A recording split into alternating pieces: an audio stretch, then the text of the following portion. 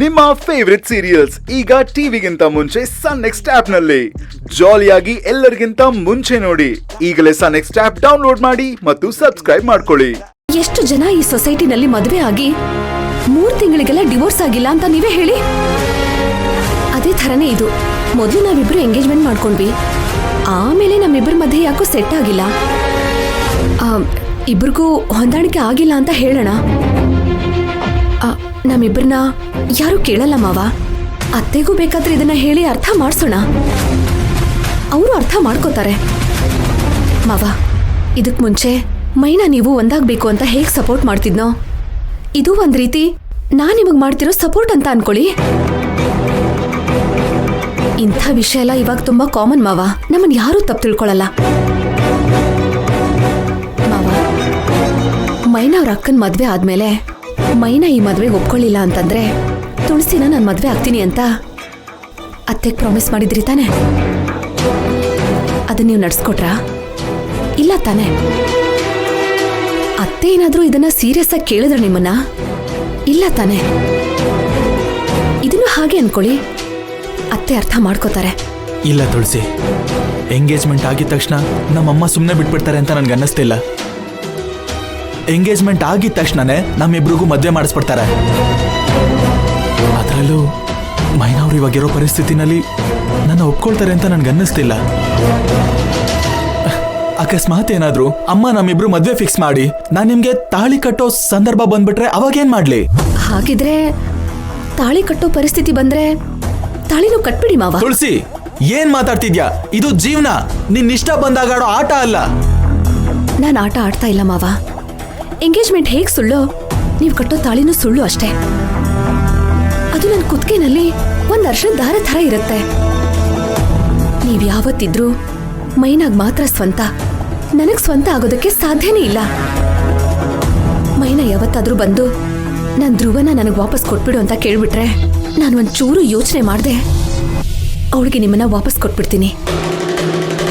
ನಾನೇನು ಮಾತು ಕೂಡ ಆಡಲ್ಲ ಮಾವ. ಅದ್ ಯಾವತ್ತಿದ್ರೂ ನಿಜವಾದ ಮದುವೆನೂ ಆಗಲ್ಲ, ನೀವ್ ಕಟ್ಟೋ ತಾಳಿ ನಿಜವಾದ ತಾಳಿನೂ ಆಗಲ್ಲ. ನಿಮ್ ಹತ್ರ ನಾನು ಯಾವ ಹಕ್ಕು ಚಲಾಯಿಸಲ್ಲ. ಯಾಕೆ ಮಾವ, ನನ್ ಮೇಲೆ ನಿಮಗ್ ನಂಬಿಕೆ ಇಲ್ವಾ? ನನ್ ಮಾತು ಕೇಳಿ, ಇವಾಗ ಅತ್ತೆ ಹತ್ರ ಹೋಗಿ ನಾವಿಬ್ರು ಎಂಗೇಜ್ಮೆಂಟ್ ಮಾಡ್ಕೋತೀವಿ ಅಂತ ಮಾತು ಕೊಡೋಣ. ಅವ್ರು ನಿಮ್ಮನ್ನ ನಂಬಿ ನಮ್ ಜೊತೆ ಮನೆಗೆ ಬರ್ತಾರೆ. ಇವಾಗ ಅದು ನಮಗೆ ತುಂಬಾ ಇಂಪಾರ್ಟೆಂಟ್ ಮಾವ. ಯಾಕೆ ಮಾವ ಇಷ್ಟೊಂದು ಯೋಚನೆ ಮಾಡ್ತಾ ಇದ್ದೀರಾ? ನನ್ ಮೇಲೆ ನಿಮಗ್ ನಂಬಿಕೆ ಇಲ್ವಾ?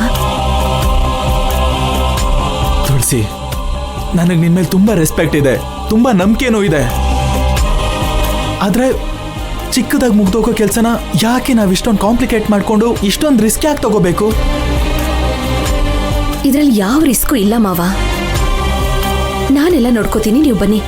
ಅಲ್ಲ ತುಳಸಿ, ಅಲ್ಲ ಮಾವ ಬನ್ನಿ ಅಂತ ಹೇಳ್ದೆ ಅಲ್ವಾ, ಬನ್ನಿ. ಅತ್ತೆ ಅತ್ತೆ, ಮಾವ ಇವಾಗ ನೀವ್ ಹೇಳಿದ ಮಾತನ್ನೆಲ್ಲ ಕೇಳ್ತಾರೆ. ಮಾವ, ಅತ್ತೆಗೆ ಭಾಷೆ ಕೊಡಿ, ಬನ್ನಿ ಬನ್ನಿ, ಭಾಷೆ ಕೊಡಿ. ಅಣ್ಣ, ಏನ್ ಮುಖ ನೋಡ್ತಿದ್ಯಾ? ನಮ್ಮಮ್ಮ ನಮ್ ಜೊತೆ ಇರ್ಬೇಕು, ನಮ್ಮಮ್ಮ ನನಗ್ ಬೇಕು, ಭಾಷೆ ಕೊಡೋಣ. ಧ್ರುವ, ಅದಕ್ಕೆ ಭಾಷೆ ಕೊಡಪ್ಪ, ಭಾಷೆ ಕೊಡು. ಸುಕನ್ಯಾ, ಏನೇ ಮಾಡ್ತಾ ಇದೀಯ ನೀನು? ಧ್ರುವ, ಏನೇ ಮಾಡೋದಿದ್ರು ನಿರ್ಧಾರ ತಗೋ ನೀನು. ಭಾಷೆ ಕೊಡಿ.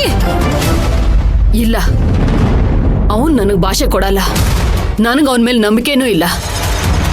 ಬಿಡಿ, ನಾನೇ ಹೊರಟ್ಬಿಡ್ತೀನಿ. ಅದಕ್ಕೆ ಕೊಡ್ತೀನಿ.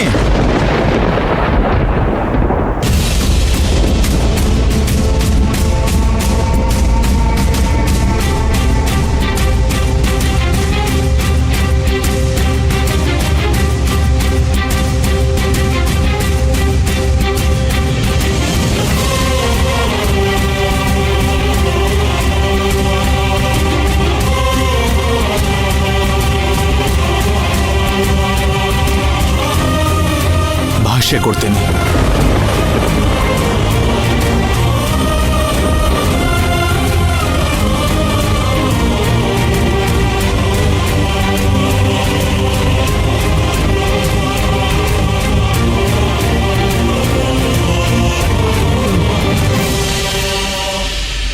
ನೀನು ತುಳಸಿನ ಮದುವೆ ಮಾಡ್ಕೋತೀನಿ ಅನ್ನೋ ಹಾಗಿದ್ರೆ ಮಾತ್ರ ನನಗ್ ಭಾಷೆ ಕೊಡ್ಬೇಕು.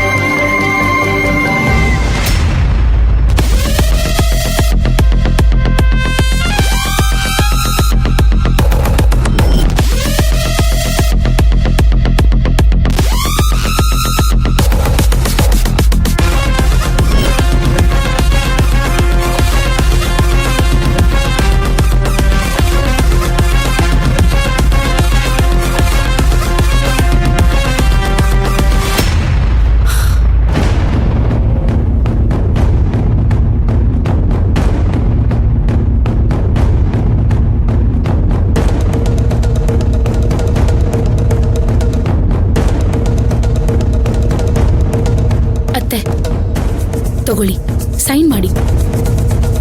ತುಳಸಿ, ನಾವ್ ಇದೆಲ್ಲ ಮಾಡ್ತಾ ಇರೋದು ಸರಿನಾ? ಸರಿಯಾಗಿದೆ ಅತ್ತೆ, ನೀವೇನು ಯೋಚನೆ ಮಾಡಬೇಡಿ. ತುಳಸಿ, ಎಲ್ಲ ಸರಿಯಾಗೇ ಇದೆ ಅತ್ತೆ.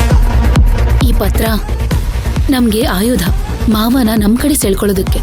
ತಗೊಳ್ಳಿ, ಸೈನ್ ಮಾಡಿ ಅತ್ತೆ.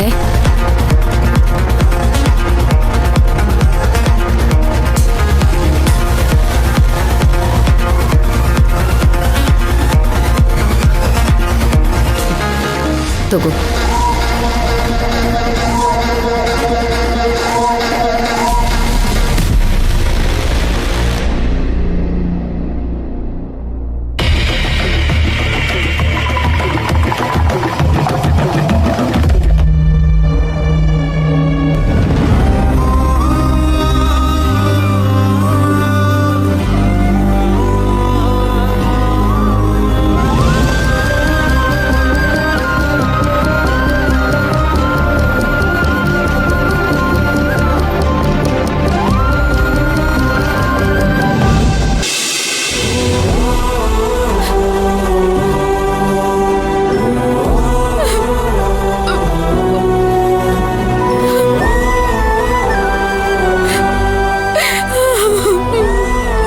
ಏ ಮೈನಾ, ಮಾಡದೆಲ್ಲ ಮಾಡ್ಬಿಟ್ಟು ಈಗ ಅಳ್ತಾ ಕೂತಿದ್ಯಲ್ಲೇ. ಓ, ಏಳು ದೊಡ್ಡ ತ್ಯಾಗಮಯಿ ಅಂತ ಅನ್ಕೊಂಡವಳೆ.